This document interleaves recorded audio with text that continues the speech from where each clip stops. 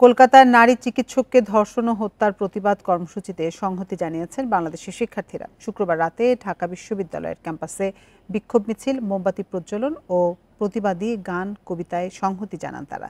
ধর্ষণের সব ঘটনার বিচার ও নারী নিরাপত্তা নিশ্চিতের আহ্বান জানান শিক্ষার্থীরা। সমাজ কল্যাণ উপদেষ্টা শারমিন মুর্শিদও যোগ দেন শিক্ষার্থীদের এই বিক্ষোভ কর্মসূচিতে। প্রিয় নম্বর সেট করে বিকাশে সেন্ড মানি করুন ফ্রি।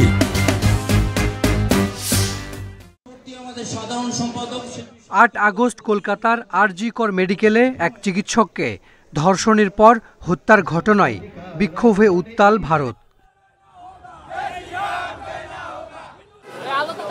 ঘটনার প্রতিবাদ ঢাকাতেও বিক্ষোভ করেছেন শিক্ষার্থীরা। ভারতের আন্দোলনে সংহতি জানিয়ে শুক্রবার রাতে টিএসসিতে করা হয় সমাবেশ। প্রতিবাদী প্লাকার্ড হাতে অংশ নেন শিক্ষার্থীরা। বিক্ষুব্ধ কণ্ঠে চলে গান কবিতা। শুধু মৌমিতা নয়, সব নারীর নিরাপত্তা নিশ্চিত এবং সব ধর্ষণের বিচার দাবি করেন শিক্ষার্থীরা। আন্দোলনকারীদের প্রতি আমাদের সংহতি জানিয়ে আমরা এই প্রোগ্রামটা আজকে করেছি যে ঢাকার মেয়েরাও রাত দখল করো, কারণ রাতও মেয়েদের, দিনও মেয়েদের এবং দুই বেলাতেই আমরা নিরাপত্তাটা চাই।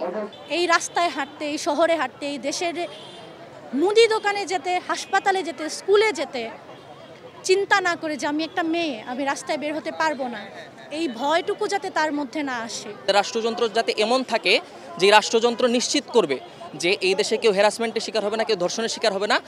সমাবেশে বক্তারা বলেন, তনু মুনিয়া সহ অনেক ধর্ষণের ঘটনার বিচার এখনো হয়নি। টাকা ও পেশি শক্তির কাছে বিচার ব্যবস্থা যেন চাপা না পড়ে, নতুন সরকারের কাছে সেই দাবি তুলেছেন শিক্ষার্থীরা। দিনে হোক রাতে হোক আমাদের যেন ভাবতে না হয় যে অন্ধকারে যাওয়া যাবে না, কিংবা আমাদের নিরাপত্তা নিয়ে যেন আমাদের ভাবতে না হয়। শুধুমাত্র মৌমিতা কিংবা তনু নয়, প্রতিটি দেশের প্রতিটি প্রান্তে যেসব নারীরা নির্যাতিত হয়, যেসব নারীরা ধর্ষিত হয়, তাদের যেন সুষ্ঠু বিচার হয়। মেয়েরা রাত দখল করো এই ব্যানারে শুক্রবার রাত 10টায় ঢাকা বিশ্ববিদ্যালয়ের টিএসসিতে শুরু হয় সমাবেশ, চলে 12টা পর্যন্ত।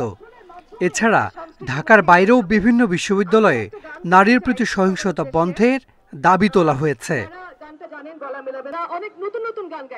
Hasan Misbah, independent news, Dhaka.